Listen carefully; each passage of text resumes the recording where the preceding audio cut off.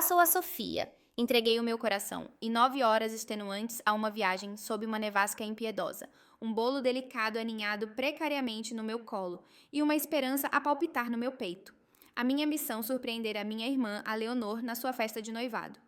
Mas no momento em que entrei naquele salão de baile cintilante, cada olhar virou-se para mim frio e inóspito, como se eu fosse a própria tempestade de neve. Atingiu-me como um golpe físico, tinham-me deliberadamente apagado da lista de convidados o riso cruel sobre a minha invasão, ecoando no silêncio repentino. Mentiras nítidas e deliberadas pairavam no ar, mentiras que eles não pretendiam que eu ouvisse. Então, o que faz uma pessoa quando a família que sempre protegeu ferozmente finalmente revela a sua total falta de intenção de a proteger em troca?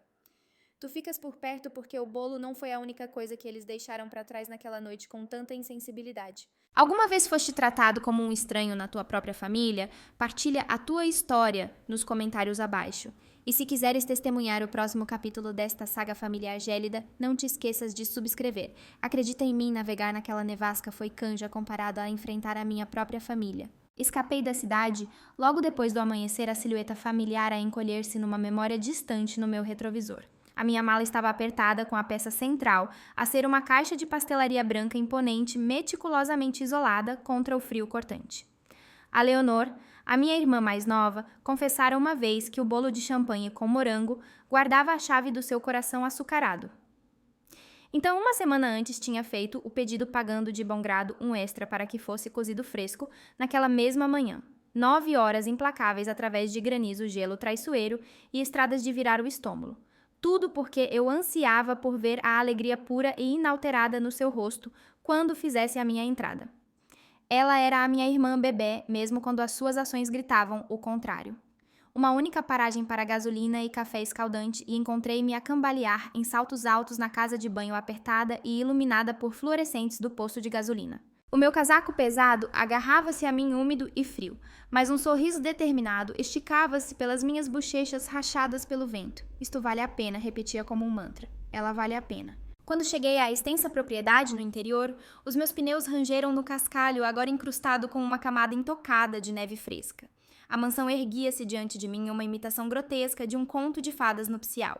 Luzes douradas berrantes serpenteavam pelos portões de ferro forjado e as fracas e açucaradas melodias de um quarteto de cordas flutuavam do salão principal. Um arrepio que nada tinha a ver com a temperatura desceu pela minha espinha. Isto vai ser inesquecível, pensei, uma amarga ironia permeando as palavras. Só não da forma que eu alguma vez imaginei.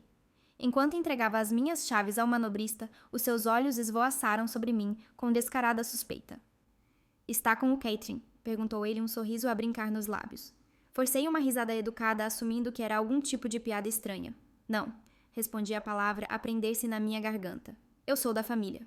Ao entrar, o ar estava denso e enjoativo com os aromas artificiais de baunilha e rosas, mas o frio profundo do exterior parecia ter se instalado permanentemente na minha espinha.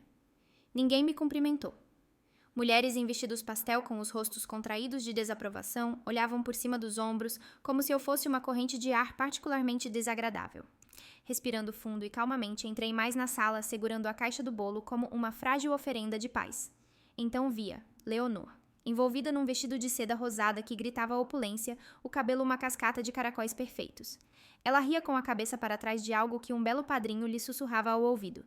Até que ela me viu. O seu sorriso radiante vacilou e depois morreu, substituído por uma expressão de total descrença. "Tu vieste mesmo?"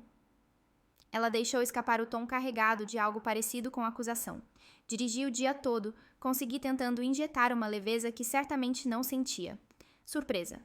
Ela nem sequer se moveu em direção ao bolo. Eu não pensei que tu sabes fosses conseguir vir com este tempo." Suavemente, cuidadosamente, coloquei o precioso bolo numa mesa lateral, ofuscado por bandejas de delicados macarons de cor pastel. "Bem, eu vim", disse a minha voz, quase um sussurro. "Vais ficar noiva. Não perderia isso por nada." Ela piscou os olhos a desviarem-se nervosamente para trás dela. Uma das suas damas de honor, uma loira insossa num vestido cor de espuma do mar, inclinou-se, o seu sussurro cortando o murmúrio educado da sala. Ela não estava na lista, estava. Lutei contra a vontade de recuar, mas depois vi-o. A expressão da Leonor não era de choque. Era fria calculista. "Volto já", murmurou ela desaparecendo num corredor lateral sombrio, deixando-me ali um fantasma indesejado na sua celebração perfeita. As pessoas fluíam à minha volta alheias como se eu fosse apenas parte da decoração opulenta. Finalmente encontrei a nossa mãe perto da lareira crepitante adornada com pérolas e um vestido azul marinho pouco lisonjeiro. Ela ofereceu um beijo no ar perfunctório, o seu sorriso forçado não atingindo os seus olhos. Apenas não faças disso sobre ti, está bem. Esta noite é para a Leonor. Uma risada vazia escapou dos meus lábios. Claro. Então o seu olhar desceu para a bainha úmida do meu casaco e uma carranca vincou o seu rosto cuidadosamente maquilhado. O noivo da Leonor, um homem insipidamente bonito chamado Carlos, passou por mim. Ofereci-lhe um sorriso genuíno, mas ele mal acenou em reconhecimento. Mover-me mais para dentro da casa parecia nadar em melaço. Fotos de noivado emolduradas forravam as paredes cada uma dolorosa lembrança da minha exclusão. Nenhuma delas me incluía.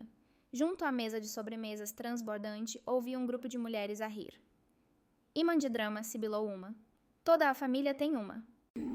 Outra zombou. Talvez ela pense que isto é um jantar de ensaio para ela. Elas nem se deram ao trabalho de baixar as vozes. Em busca de refúgio, encontrei o bengaleiro. Lá dentro, uma bandeja prateada, ornamentada continha presentes meticulosamente arranjados para a festa de noivado.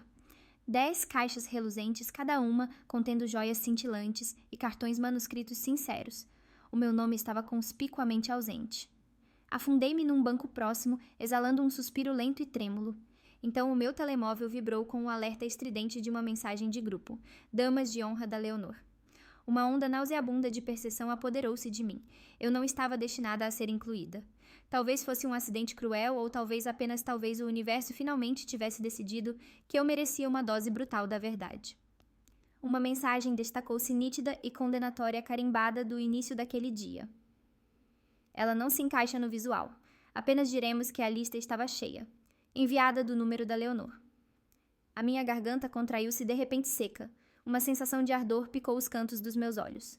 Tropecei de volta para o corredor gelado, engolindo o ar gélido, como se de alguma forma pudesse anestesiar a dor agonizante que florescia dentro de mim.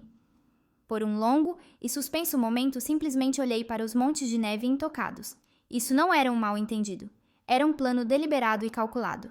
O frio cortante mal tinha começado a adormecer a dor nas minhas bochechas, quando uma voz em que eu costumava confiar mais do que na minha própria, chamou por mim por trás. Sofia. Nenhuma cadeira. O ar gélido de fora ainda se agarrava ao meu casaco, enquanto eu permanecia congelada no corredor, o meu telemóvel apertado na minha mão trêmula.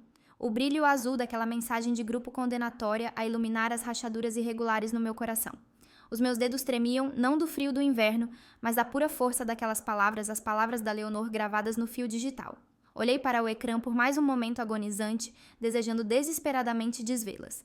Então, sem uma palavra, sem uma resposta, deslizei para a esquerda e apaguei a mensagem. Mas o dano era irreversível. O ecrã podia ter escurecido, mas o eco venenoso daquelas frases reverberaria na minha mente por muito, muito tempo. Apertando os lábios numa linha fina e resoluta, inspirei profundamente e voltei para a cacofonia do salão principal. Desta vez, andei mais devagar, deliberadamente tentando encontrar um ritmo nos meus passos que não me fizesse sentir que estava a embater num mundo que já me tinha rejeitado de forma tão decisiva. A música estava mais alta agora, o baixo a vibrar ligeiramente pelos pisos polidos, uma banda sonora cuidadosamente curada de celebração forçada. Risos frágeis e artificiais enchiam o canto distante, onde a Leonor e o seu grupo de damas de honra se amontoavam em torno de uma torre de champanhe cintilante e precária. Ela estava de costas, mas eu ainda conseguia ver a curva triunfante do seu sorriso. Não era para mim. Mesas cobertas com luxuosos caminhos de seda adornadas com velas tremeluzentes e elegantes cartões de nome impressos estendiam-se pela grande sala. Percorri-as todas uma vez, depois duas uma esperança desesperada a agarrar-se às minhas costelas. O meu nome não aparecia, nem mesmo uma variação, nem mesmo um erro descuidado. Havia uma mesa solitária aninhada junto à estação de sobremesas transbordante, um lugar conspicuamente vazio. Com esperança hesitante, segurando o meu casaco dobrado como um escudo contra a fria indiferença da sala, dirigi-me a ela. Mas antes que eu pudesse alcançar a cadeira vazia, uma servente com um sorriso treinado e vazio parou à minha frente. Oh, sinto muito, ela cantou a sua voz excessivamente alegre. Esse lugar é para a assistente do DJ. Assenti em silêncio, forçando um sorriso tenso e frágil. O tipo que grita está tudo bem quando absolutamente, inequivocamente não está. Então fiquei ali num canto sozinha e à deriva. Enchi um copo de plástico barato com água morna da mesa de refrescos, segurando-o com as 2 mãos, os meus dedos enrolados tão firmemente que eu quase esperava extrair algum conforto do plástico frágil. Do meu ponto de vista, isolado, tinha uma visão clara do grande ecrã de projeção que exibia uma apresentação de slides de fotos açucaradas. Imagens da infância da Leonor passavam rapidamente. A Leonor a apagar velas de aniversário, a Leonor a vencer a sua primeira competição de dança, a Leonor a abraçar amigos no baile de finalistas. Nenhuma única imagem me incluía. Era como se eu tivesse sido meticulosamente editada de toda a narrativa da sua vida. Alguém passou por mim batendo descuidadamente no meu cotovelo sem sequer um pedido de desculpas murmurado. Recuei mais 1 centímetro para mais perto da parede. Até a parede fria e impessoal parecia mais acolhedora do que as pessoas cintilantes e alheias nesta sala. A tia Carlota, bendito seja o seu coração bem-intencionado, mas totalmente sem noção, foi a única que sequer reconheceu a minha presença. Apareceu brevemente num vestido que apertava nas costuras e com um perfume tão forte que quase me fez engasgar. Devias tentar ficar feliz pela tua irmã, disse ela levemente, dando um tapinha no meu braço com uma mão arranjada. Este é o grande momento dela. Deixa-a tê-lo. Engoli o sabor amargo do meu orgulho, o aceno na minha garganta, um acordo silencioso. Claro, respondi a minha voz monótona e sem vida, mas o sorriso praticado e polido que lhe ofereci era uma fachada cuidadosamente construída, aperfeiçoada ao longo de anos de navegação, em funções familiares estranhas, onde fingir era a única habilidade de sobrevivência viável. Ela seguiu em frente antes que eu tivesse a chance de responder com algo remotamente real. Não que importasse. Ninguém estava realmente a ouvir esta noite. A familiar ardência atrás dos meus olhos regressou quente e insistente. Pisquei-a uma vez, depois 2. Mas a terceira vez a barragem finalmente rompeu. Com licença, murmurei baixinho e fugi em direção ao corredor que levava às casas de banho. Uma vez dentro de uma cabine trancada, deslizei pela parede fria e implacável, o casaco úmido ainda apertado nos meus braços. As lágrimas vieram lentamente, no início trilhas quentes, contra as minhas bochechas congeladas. Não solucei e não fiz barulho. Apenas escorri como uma torneira que estava a pingar, pingar, pingar há anos despercebida e sem reparação. Não sei quanto tempo fiquei ali sentada um amontoado, partido de desapontamento e traição. Mas eventualmente limpei o meu rosto com a manga áspera do meu casaco, respirei fundo e tremulamente e levantei-me. Era o tipo de respiração que se toma antes de voltar para uma batalha que se sabe que não se pode vencer, mas que se recusa a perder em silêncio. Enquanto caminhava de volta para o salão de baile, dei uma volta errada, entrando acidentalmente num corredor de serviço mal iluminado que não tinha notado antes. As paredes pareciam mais próximas ali alinhadas com carrinhos rolantes, a tilintar e bandejas transbordantes de comida descartada. Parei desorientada, tentando reorientar-me, e foi aí que ouvi. Risos. Risos familiares. Depois uma voz. A voz da Leonor. Congelei cada músculo do meu corpo a enrijecer. Ela estava logo ali na curva a falar com alguém. Talvez a Bianca, a sua dama de honor, perpetuamente sarcástica. Os seus tons eram leves ébrios desprotegidos. E então ouvi o meu nome. Dizem que os acidentes são reveladores. Eu não me mexi, nem sequer respirei. As suas vozes vinham mesmo ali da esquina a ecoar no chão duro da cozinha. Podia ver as suas sombras distorcidas no chão de linóleo, os caracóis perfeitamente arranjados da Leonor a balançar enquanto ela gesticulava animadamente com uma taça de champanhe, numa mão a Bianca empoleirada precariamente num banco, as pernas a balançar preguiçosamente.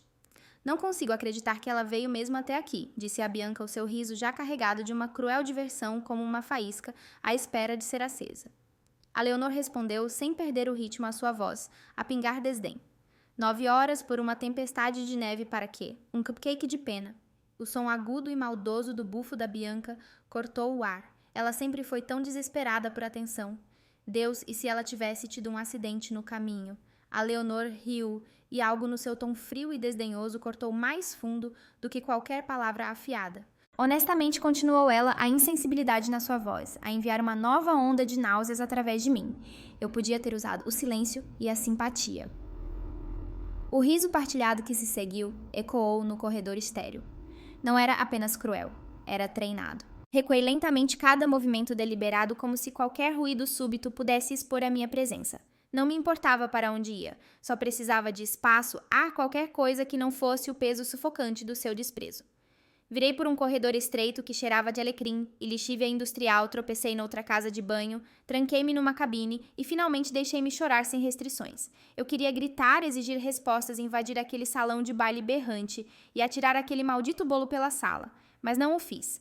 Em vez disso, pressionei o dorso da minha mão contra a boca, forçando os meus soluços ao silêncio. O meu telemóvel vibrou no meu bolso uma única notificação, um alerta meteorológico. Nenhuma mensagem de ninguém na festa. Nenhuma verificação. Nenhuma "Olá, onde estás?". Nem mesmo uma mensagem desdenhosa da minha mãe. Abri a minha conversa de texto com ela, de qualquer forma só para ter a certeza. A última mensagem era minha. Acabei de chegar. Mal posso esperar para ver toda a gente. Tinha sido lida. Nenhuma resposta. Os meus dedos percorreram mensagens antigas no piloto automático, parando finalmente numa foto desbotada do Natal passado. A Leonor radiante a abrir um presente. A nossa mãe a sorrir benignamente atrás dela. Eu parcialmente cortada na extremidade da moldura. Lembrei-me de aniversários onde ninguém aparecia. Dia de mudança para a faculdade, onde a mãe da minha colega de quarto trouxe balões e decorações, enquanto a minha me deixou no passeio com um abraço apertado e perfuntório, e um seco "faz-nos orgulhosos". E quando consegui aquela promoção muito merecida no ano passado, o boletim da família nem sequer a mencionou. Mas a Leonor ia aparecer num folheto de um estúdio de yoga local parágrafo completo. Limpei o rosto, verifiquei o meu reflexo no espelho rachado em cima do lavatório. Olhos vermelhos e inchados, mas secos. Mandíbula cerrada. O meu peito parecia um bloco sólido de pedra. Quando finalmente voltei para o salão principal, passei deliberadamente pela cozinha bem iluminada, esperando que ninguém notasse o meu regresso. E lá estava. O bolo. Sentado exatamente onde o tinha deixado cuidadosamente embalado naquela elegante caixa prateada, aquela com a delicada fita dourada que eu tinha escolhido minuciosamente, à 1 da manhã na noite anterior à minha fatídica viagem. Peguei nele, tirei a tampa e olhei para o delicado bolo de limão de 3 camadas, adornado com violetas açucaradas e uma faixa de fondant que dizia "Ao amor ao riso para sempre". Ainda estava perfeito, intocado. Coloquei-o suavemente de volta no balcão.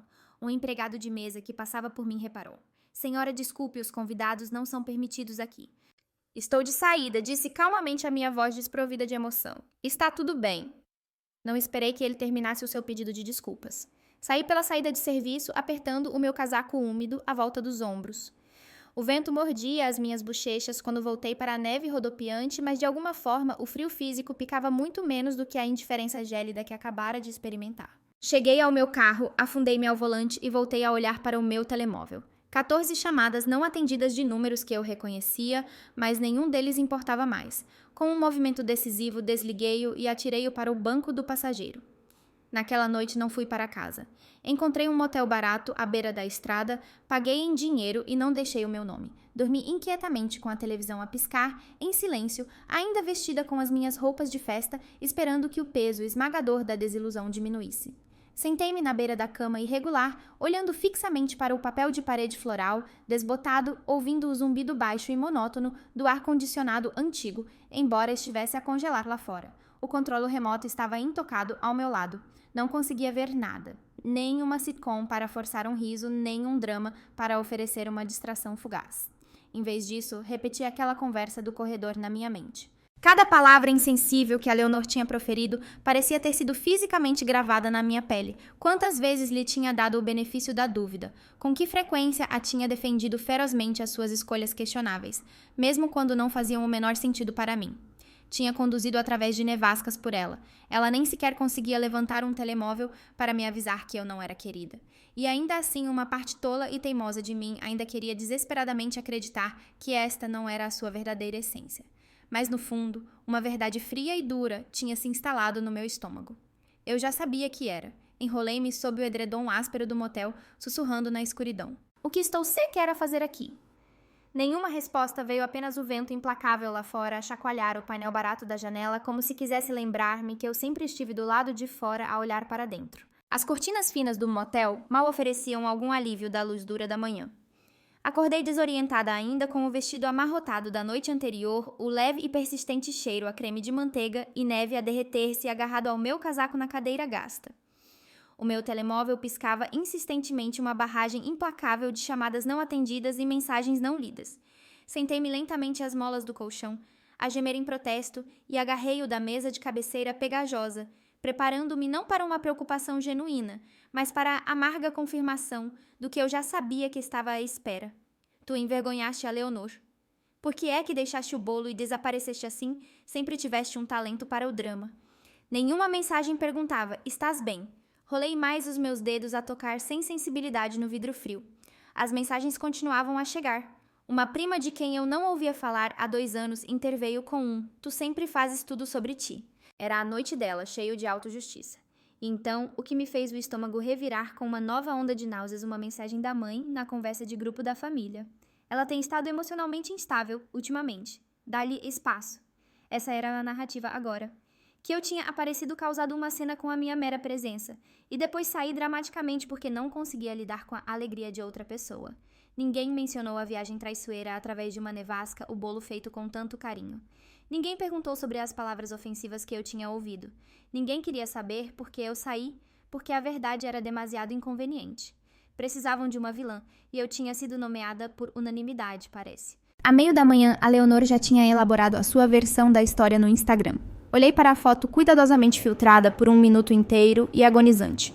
Ela estava radiante, a irradiar uma felicidade, fabricada, rodeada pelas suas damas de honor, em chales de pele falsa, brancos a condizer o epítome da perfeição nupcial.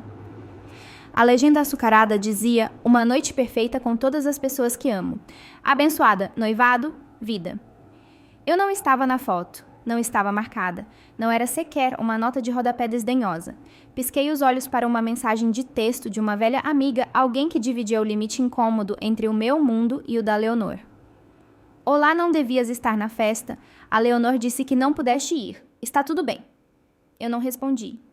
Apenas olhei para o ecrã, a realização arrepiante de que a reescrita já tinha começado. Não era apenas que eles me queriam longe, era que eles me queriam apagada da sua realidade cuidadosamente construída. Sentei-me na beira daquela cama barata do motel. As molas gastas do colchão a cravar-se nas minhas costas e deixei as minhas memórias desenrolarem-se como uma bobina danificada. A minha formatura do ensino médio, sem foto de família. O meu primeiro apartamento apertado, sem presente de inauguração. O meu último aniversário, um cartão presente genérico e sem assinatura. Isso não era novidade. Apenas se tornara finalmente e brutalmente visível como partículas de poeira a dançar num súbito feixe de luz solar. Fiz as malas lentamente, limpando o balcão manchado da casa de banho, com um lenço de papel frágil, purpuro e enraizado hábito. Antes de deixar aquela cidade anônima, voltei a passar pela propriedade. A neve tinha sido meticulosamente limpa, como se o drama da noite anterior nunca tivesse ocorrido. Luzes berrantes ainda cintilavam nas árvores cuidadas na frente, alegremente alheias à carnificina emocional lá dentro. Estacionei do outro lado da rua a uma distância segura e olhei para o imponente edifício. Através de uma janela lateral, perto da cozinha bem iluminada, ainda conseguia vê-lo. A caixa de bolo prateada, ainda selada, ainda intocada. Tirei uma foto rápida através do vidro, não por vingança mesquinha, mas por prova irrefutável. Porque um dia alguém poderia perguntar: foi realmente assim tão mal? E eu precisava de ser capaz de dizer sim. Sim, foi. E aqui está o que vocês não viram. De volta ao meu próprio carro, o cheiro familiar da minha vida. Um pequeno conforto. Liguei o meu telemóvel, finalmente preparando-me para verificar o correio de voz. 14 chamadas não atendidas, os seus nomes, a piscar no ecrã como acusações, mas nenhum deles tinha mais qualquer significado real. Havia também uma nova mensagem da Leonor. Olha, precisamos de conversar, mas não à frente de pessoas. Tu levaste as coisas demasiado a sério. Eu não a apaguei, apenas a deixei ali sem ser reconhecida enquanto o fraco sol de inverno rastejava mais baixo no céu, lançando longas e azuis sombras sobre o banco de neve sujo ao lado do meu carro. Eu não liguei de volta, mas pela primeira vez em anos um pequeno e genuíno sorriso tocou os meus lábios. Porque eu não ia mais explicar-me. Que falassem, que distorcessem a narrativa. Eles tinham escrito a sua versão. Agora eu estava finalmente pronta para escrever a minha. A neve tinha derretido em manchas feias e crostosas de lama durante a noite, um espelho deprimente da minha própria paisagem emocional. Sentei-me à minha pequena mesa de cozinha, ainda com a minha camisola de dormir amarrotada e as calças do café morno ao meu lado esquecido. Eu não tinha planeado atender a sua chamada, mas uma calma resolução tinha se instalado dentro de mim. Eu tinha acabado de me esconder atrás de um muro de silêncio ferido. Então, quando o nome da Leonor piscou no ecrã do meu telemóvel, apertei aceitar e apoiei o telemóvel contra o açucareiro de cerâmica. O ecrã cintilou e lá estava ela perfeitamente composta, mesmo através do vídeo granulado. O mesmo rímel meticulosamente aplicado a agarrar-se às suas pestanas, o mesmo caracol suave e artisticamente despenteado no seu cabelo de há 2 noites. Perfeitamente curada como sempre. Escolheste a pior altura para desaparecer. Começou ela, a sua voz áspera com irritação, antes que eu pudesse sequer proferir uma única palavra. As pessoas estão a fazer perguntas. Permaneci em silêncio, a observá-la. A Leonor inclinou-se para a sua câmara, o seu tom a suavizar, tornando-se quase suplicante. Tu sempre exageras. Tu levas as coisas demasiado a sério. Este fim de semana não foi sobre ti. Ainda assim, eu permaneci em silêncio, uma nova sensação de poder a florescer no silêncio. Aprendi que o meu silêncio os deixava profundamente desconfortáveis. Eu não queria que ouvisses nada, continuou ela, como se aquela desculpa esfarrapada de alguma forma negasse a crueldade das suas palavras. Sabes como eu fico quando estou nervosa. Digo coisas estúpidas. A Bianca estava apenas a ser engraçada. Tu tiraste completamente do contexto. Ela fez uma pausa claramente esperando o meu perdão imediato, ou no mínimo uma demonstração de culpa. Endireitei a minha coluna, o nó frio no meu peito a apertar-se. Eu quase morri para chegar lá, Leonor, disse a minha voz baixa, mas firme. Ela piscou genuinamente surpresa pela minha franqueza. Eu conduzi por uma nevasca. Eu trouxe um bolo que encomendei há semanas. Estava encharcada a congelar e completamente exausta, mas apareci. E o que recebi em troca foi ouvir-te a brincar sobre eu ter um acidente, sobre como a minha ausência teria sido mais conveniente. Isso não é justo. Não, interrompi mantendo o seu olhar através da divisão digital. O que não é justo é ser tratada como um fantasma na festa de noivado da tua própria irmã. Sem lugar, sem fotos, sem reconhecimento. Tu apagaste-me do teu noivado como se eu fosse uma mancha no teu vestido branco perfeito. Ela bufou aquela risada frágil e desdenhosa que ela sempre usava quando se sentia encurralada. Tu estás a fazer disto uma grande coisa? Eu não sou a vilã aqui, ela insistiu, a sua voz a subir em indignação. Inclinei a cabeça ligeiramente, um pequeno e irônico sorriso a brincar nos meus lábios. Então para de agir como uma. A compostura cuidadosamente construída da Leonor finalmente quebrou a sua expressão, endurecendo numa máscara de ressentimento. Tu estás a tentar arruinar o meu momento, tu estás a tornar isto feio. Eu não estou a fazer nada, disse calmamente a minha voz inabalável. Apenas cansei de te deixar reescrever a verdade. Ela começou a falar por cima de mim novamente, as suas palavras a saírem mais rápido, agora desesperada para recuperar o controle da narrativa. Eu não desliguei, apenas a mutei. Por 30 segundos completos, observei-a a falar animadamente para o ecrã, completamente inconsciente de que eu não conseguia ouvir uma única palavra. Ela abanava as mãos, a boca numa linha tensa e zangada, os olhos selvagens de frustração. Então, finalmente, ela notou a minha falta de reação. Terminei a chamada. Sem bater, sem declarações dramáticas, apenas um toque deliberado de um botão. Pela primeira vez, ela sentiu o eco vazio de falar para o nada. Olhei para o ecrã em branco por um longo momento antes de abrir o meu e-mail. Anexei a fatura do catering digitalizado ao assunto direto e simples. Recibo cerebolo, noivado da Leonor. O corpo do e-mail continha uma única frase igualmente direta. Em anexo, o recibo do bolo que paguei, aquele que ficou para trás. Enviei-o para a mãe, para a tia Carlota, para a Leonor. Em minutos, uma resposta seca chegou do endereço da mãe. Apenas 4 palavras frias. Isto não está a ajudar Sofia. Recostei-me na cadeira, exalando lentamente. Nenhuma desculpa, nenhum reconhecimento da crueldade da sua filha, apenas mais uma tentativa previsível de desviar a culpa, de afastar o foco do que realmente importava. Mas eu já não tinha 15 anos a tentar desesperadamente provar que pertencia à mesa dos adultos. Já não tinha 22 a ansiar por validação quando consegui o meu primeiro emprego a sério e ninguém se deu ao trabalho de aparecer para o jantar de celebração. Já não estava a implorar pelo seu amor, estava a documentar a verdade. E a verdade finalmente era mais alta do que o seu silêncio cuidadosamente curado. Pelo meio-dia de segunda-feira, uma nova mensagem de Slack surgiu de uma colega da minha empresa. Olá, só para saberes, alguém partilhou um print de um post vago no IG sobre uma irmã de noiva em crise. És tu? O meu pulso disparou uma descarga de adrenalina a percorrer-me. Rapidamente verifiquei o Instagram procurando o perfil da Leonor. E lá estava. Um novo post, outra imagem com filtro pastel dela, a segurar uma taça de champanhe, a cabeça atirada para trás num riso exagerado. A legenda pingava autopiedade açucarada. Às vezes o ciúme veste uma cara familiar, mas o verdadeiro amor brilha. Ela não precisava de me marcar. Todos os que lhe eram próximos e a mim saberiam exatamente a quem a farpa fina era dirigida. Isso já teria sido suficientemente mal, mas então viu. Um blog local de fofocas de casamentos tinha republicado a foto, acompanhada por uma curta e anônima história, de dentro, enviada por uma dama de honor numa recente celebração no interior, descrevendo um membro da família a chegar sem ser convidado, a exigir atenção e a ter uma crise antes de desaparecer misteriosamente. A minha boca ficou seca. Isto já não era apenas um drama familiar feio, era público, e isso mudou tudo. Não gritei, não atirei nada. Em vez disso, com uma sensação arrepiante de calma, abri uma pasta meticulosamente organizada no meu ambiente de trabalho, intitulada Verdade. Dentro estavam as fotos das estradas cobertas de neve, o recibo digitalizado do bolo intocado, um pequeno videoclipe da caixa prateada, a repousar desoladamente na cozinha bem iluminada e os prints condenatórios das mensagens que eu nunca deveria ter visto. Abri o Instagram e publiquei 3 imagens nítidas e não editadas. O bolo, ainda na sua elegante caixa, sentado no meio da neve derretida fora da janela da cozinha bem iluminada. O meu para-brisas, coberto de gelo após 9 horas extenuantes na estrada traiçoeira. Uma simples selfie sem sorriso que tinha tirado fora do imponente local.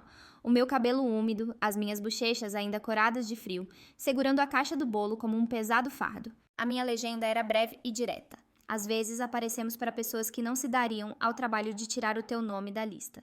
Mas é assim que se aprende. Algumas coisas fazemos por amor. Algumas coisas ensinam-nos quem merece. Desativei os comentários após 2 horas, logo depois de começarem a chegar. Alguns solidários, alguns confusos, alguns a exigir a história completa e sem rodeios. Eu não estava pronta para lhes dar tudo ainda não, mas tinha dado o suficiente para semear a dúvida. Então, abri o meu Gmail, compus uma nova mensagem e anexei um PDF contendo o print da conversa e o post de autopiedade da Leonor no Instagram. O destinatário, o Departamento de Relações Públicas da prestigiada empresa onde o noivo da Leonor Carlos trabalhava. Não incluí nenhum comentário, apenas os materiais sem adornos. Se ele queria construir o seu futuro sobre uma base de mentiras curadas, que ele visse a verdade desarrumada e inconveniente de como essa base estava a ser construída. Sem vingança, sussurrei em voz alta para a sala vazia. Apenas consequências. Naquela noite, enquanto a neve regressava caindo em suaves e sussurrantes flocos contra a minha janela, o meu telemóvel vibrou novamente. Uma mensagem de texto da Bianca. Não ouviste isto de mim, mas o noivo da Leonor acabou de adiar o jantar de noivado com os pais dele. Disse que algo surgiu. Eu não respondi. Não precisava. Enrolei-me no meu sofá gasto, acendi uma vela reconfortante e puxei o cobertor grosso e familiar sobre as minhas pernas. Pela primeira vez, não me sentia como a tempestade na sua narrativa, cuidadosamente construída. Sentia-me como a calma pausa nas nuvens depois da tempestade ter passado.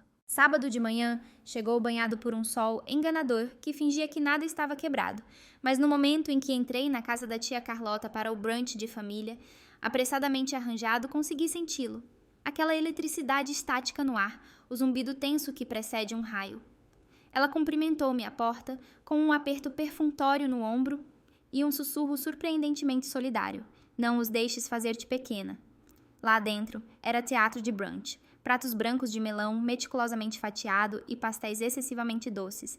Demasiadas pessoas em camisolas de cor creme agressivamente alegres. O cheiro enjoativo de xarope de ácer não conseguia mascarar a tensão palpável. Sentei-me perto da janela, uma posição estratégica, onde ninguém precisava de fazer contato visual direto, se assim o quisesse. A maioria não o fez. A Leonor estava na outra ponta da sala de jantar, uma taça de champanhe, apertada na mão, sempre no centro do palco. Ela ofereceu um sorriso treinado de político e bateu delicadamente na sua taça. Só quero dizer, começou ela arrastando as palavras com um floreio teatral, como mel, a pingar condescendentemente de uma colher. Esta semana lembrou-me como é bonito quando a família escolhe o amor em vez do ego. Lá estava, a crítica velada, suave e praticada, venenosa. Alguém ofereceu uma risada nervosa. Alguns olhares desviaram-se para mim. Dei um gole lento e deliberado no meu sumo de laranja. Tinha acabado de fingir que não ouvia o veneno por trás das suas palavras cuidadosamente escolhidas. Levantei-me e os meus movimentos calmos e deliberados um contraste gritante com o caos latente na sala. Importas-te se eu também disser algo, Leonor? Ela piscou a sua compostura cuidadosamente construída a vacilar momentaneamente. O garfo da tia Carlota parou a meio do ar. Um silêncio desceu sobre a sala, denso e pesado como um nevoeiro repentino. Eu conduzi 9 horas numa tempestade de neve para aquela festa. Comecei a minha voz clara e firme a cortar o silêncio sufocante. Com um bolo que paguei que ficou intocado na tua cozinha, enquanto pessoas que diziam amar-me riam da possibilidade de eu morrer na estrada. Sussurros de choque espalharam-se pela sala. A Bianca engasgou-se ligeiramente com a sua mimosa. O rosto da minha mãe perdeu a cor, ficando pálido e tenso. A boca da Leonor abriu e fechou silenciosamente, mas levantei a mão, não para a calar, mas para me manter no centro das atenções, só desta vez. Eu ouvi-te, Leonor, continuei o meu olhar inabalável. Tu e a Bianca pela porta da cozinha, a rir sobre como as coisas seriam muito mais pacíficas se eu nunca tivesse aparecido. Ela abanou a cabeça veementemente, tentando recuperar o controle da narrativa que se desmoronava.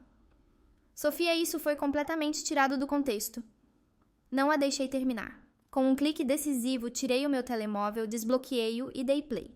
A sala encheu-se das suas vozes, os seus risos cruéis a ecoar pelas paredes pastel. A voz da Leonor inconfundível, a pingar desdém, 9 horas para quê? Um cupcake de pena. Depois o riso agudo e maldoso da Bianca. E se ela tivesse um acidente, imagina a simpatia. E a resposta arrepiante, a voz da Leonor carregada de algo verdadeiramente feio. Honestamente, eu podia ter usado o silêncio e a simpatia. Parei a gravação ali, o silêncio que se seguiu denso de acusações não ditas. Esse é o contexto, disse suavemente o meu olhar varrendo os seus rostos atônitos. O noivo da Leonor parecia completamente perplexo a piscar os olhos para ela, como se a estivesse a ver pela primeira vez. A minha mãe estendeu a mão para a taça de vinho, a mão a tremer visivelmente. Ninguém se mexeu para defender a Leonor. Ninguém podia. Ela permaneceu congelada, os lábios entreabertos num horror silencioso. Então ela atirou-se para mim, a sua voz um sussurro baixo e furioso. Tu não podes distorcer isto. Dei um passo para trás, o telemóvel ainda na mão. Tu distorceste-o no segundo em que decidiste que a humilhação era mais fácil do que a honestidade. Eu chamei-te ciumenta porque és. Ela cuspiu a sua voz, a subir. E eu chamei o teu blefe, respondi a minha voz mais alta desta vez a ressoar com uma nova força. Precisavas tanto de uma vilã na tua história que esqueceste o custo de criar uma. O ar na sala mudou, o silêncio já não pesado de tensão não dita, mas afiado, cortante, inegavelmente real. Não fiquei para a sobremesa. Enquanto caminhava em direção à porta, a tia Carlota seguiu-me em silêncio, colocando uma mão surpreendentemente gentil nas minhas costas. A sua voz, quase um sussurro, carregava o peso inesperado de um pedregulho.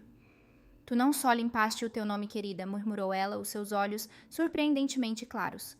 Tu queimaste o guião inteiro. Eu não respondi. Não precisei. Não. O silêncio que eles deixaram para trás seguiu-me para casa, um contraste nítido com a cacofonia do seu julgamento. Mas eu já não estava sozinha. As palavras cruéis da Leonor ainda ecoavam nos recantos da minha mente como a última rajada de vento antes de uma calma profunda. Não dormi muito naquela noite não porque estivesse atormentada pela ansiedade, mas porque algo profundo dentro de mim finalmente tinha mudado, estabelecido-se numa nova e inabalável verdade.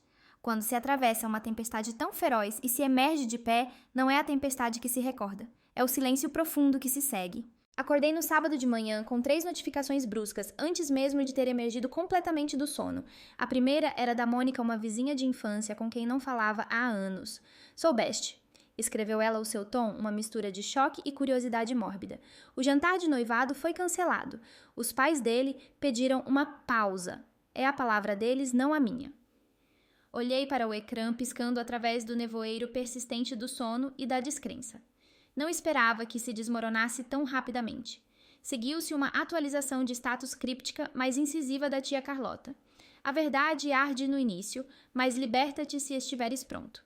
Sem nomes, sem hashtags, mas todos os que lessem saberiam exatamente a quem a sua mensagem era dirigida.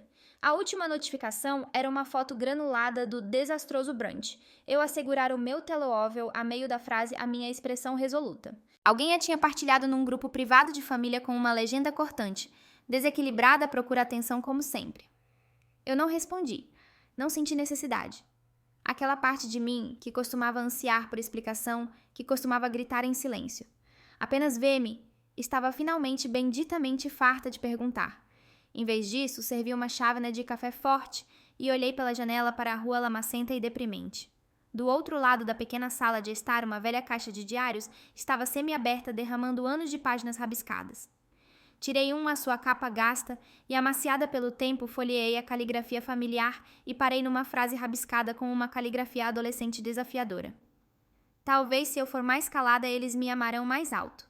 Com um movimento súbito e decisivo, arranquei a página quebradiça, acendi um fósforo sobre o lavatório da cozinha e observei as palavras enrolarem-se e virarem cinzas.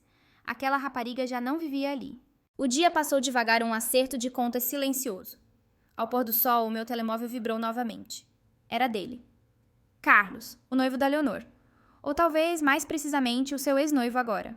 Hesitei, uma estranha mistura de apreensão e curiosidade cansada a agitar-se dentro de mim, e depois abri a mensagem. Sinto muito, escreveu ele as palavras simples a carregarem um peso surpreendente de sinceridade. Tu não merecias isso. Eu ouvi tudo. Eu não me manifestei, e arrependo-me. Li a mensagem 2 vezes, não porque precisasse de me sentir justificada, mas porque estava genuinamente surpreendida. Havia algo no seu tom que não pedia perdão. Oferecia responsabilidade. Não consertava magicamente nada, mas significava que eu não tinha estado completamente sozinha a testemunhar a sua crueldade. 1 hora depois, chegou outra mensagem, desta vez da Bianca. Não me orgulho de quem eu fui naquela noite. Nada mais. Sem seguimento, sem desculpa esfarrapada. E, no entanto, aquela breve e nítida admissão atingiu-me mais forte do que qualquer um dos seus anteriores insultos sussurrados. Naquela noite, sentei-me à mesa da minha cozinha, o silêncio à minha volta já não opressor, mas estranhamente libertador, e abri um novo post no meu computador. Às vezes é preciso uma nevasca para ver com clareza. Digitei lentamente as palavras a ressoar com uma verdade duramente conquistada. Isto é para quem já se sentiu demais só por existir. Não cliquei em publicar. Ainda não, mas salvei. A minha voz já não ansiava por um holofote. Precisava apenas de espaço para respirar. No momento em que ia fechar o meu computador, o meu telemóvel vibrou novamente. Uma mensagem. Uma palavra. Por favor, da Leonor. Olhei para ela por um longo tempo mais do que quero admitir. O meu coração não saltou com uma onda de desejo. As minhas mãos não tremeram com uma esperança desesperada.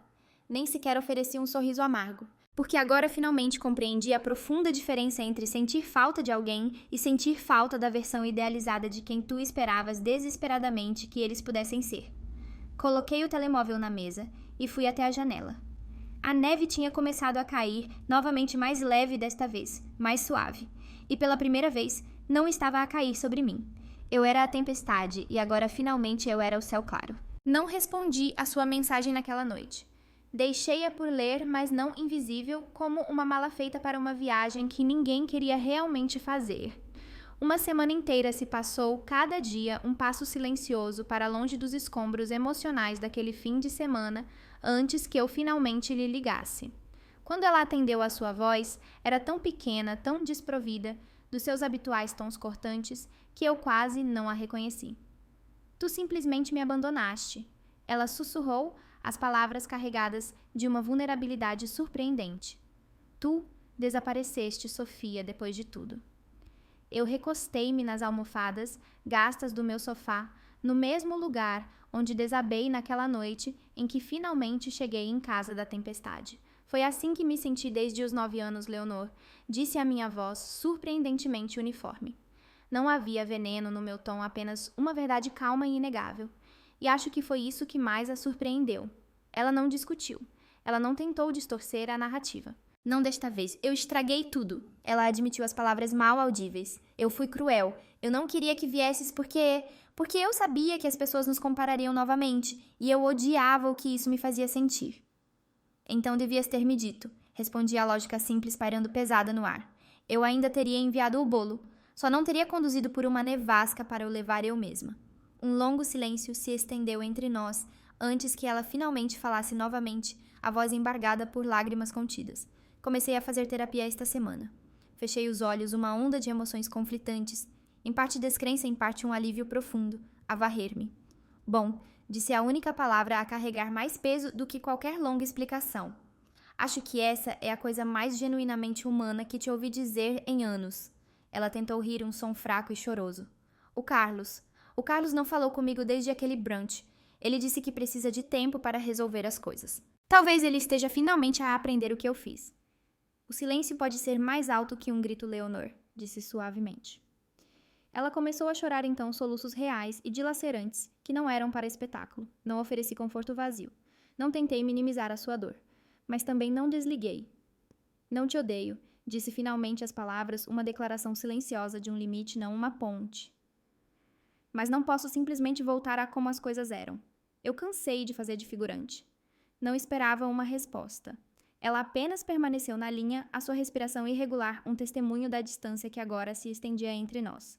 E depois de mais alguns momentos de silêncio partilhado, ambas desligamos. Sem despedida dramática, apenas um fim tranquilo e definitivo para um capítulo doloroso. Mais tarde naquela noite, abri o rascunho que tinha guardado no meu portátil. Hélio! 3 vezes as palavras simples a ressoar com uma nova força antes de finalmente carregar no botão publicar. Para o calado da mesa, dizia: não és invisível, não precisas da permissão deles para falar. Às vezes a tua história começa onde as mentiras deles terminam. Não demorou muito até que as notificações começassem a iluminar o meu telemóvel. Mensagens de antigos colegas de turma, colegas de trabalho distantes, até mesmo membros da família alargada de quem não ouvia falar há anos. Alguns ofereceram desculpas hesitantes. Alguns simplesmente escreveram obrigada. Não senti necessidade de responder à maioria. As suas opiniões já não tinham o mesmo poder. Na manhã seguinte, caminhei 2 quadras no ar fresco e limpo até a pequena padaria perto do meu apartamento, a mesma que tinha visitado há 1 mês, cheia de uma esperança ingênua para fazer aquela fatídica encomenda do bolo que nunca foi cortado. Desta vez encomendei outro, algo simples, sem adornos. Apenas uma delicada cobertura branca polvilhada com ouro comestível. Sem nomes, sem mensagens, apenas uma celebração tranquila da paz. De volta à casa, acendi uma pequena vela no topo e sentei-me à janela, cortando a primeira fatia para mim mesma. Não fiz um brinde. Não chorei. Apenas sentei e comi a doçura simples, um ato silencioso de autocuidado, uma recuperação de uma alegria que quase tinha sido roubada. Lá fora, a neve já tinha derretido há muito tempo. Poças de água acumulavam-se nas valetas refletindo os céus límpidos e brilhantes acima. Nem todo o fim precisava de ser barulhento e dramático. Alguns apenas precisavam de ser honestos. E este momento, tranquilo e solitário, finalmente pertencia inteiramente a mim. Às vezes a tempestade não vem para destruir, vem para limpar o ar. Uma lição valiosa. A jornada da Sofia lembra-nos que os laços de sangue não equivalem automaticamente a segurança emocional ou amor incondicional. Às vezes, o ato mais corajoso e necessário é reconhecer quando aqueles que nos são mais próximos falham consistentemente em ver o nosso valor e criar o espaço necessário para finalmente o vermos nós mesmos. O verdadeiro pertencimento não vem de nos forçarmos a entrar em espaços onde somos diminuídos, mas de honrar a nossa própria verdade e construir uma vida onde a nossa presença é valorizada e celebrada. Já alguma vez tiveste que redefinir a tua compreensão de família, ou afastar-te de relações tóxicas, para encontrar a tua própria voz? Partilha as tuas experiências nos comentários abaixo. E se encontraste força e ressonância na história da Sofia, por favor, gosta deste vídeo. Subscreve o nosso canal para mais narrativas empoderadoras e ativa as notificações para nunca perderes uma atualização. A tua voz importa aqui.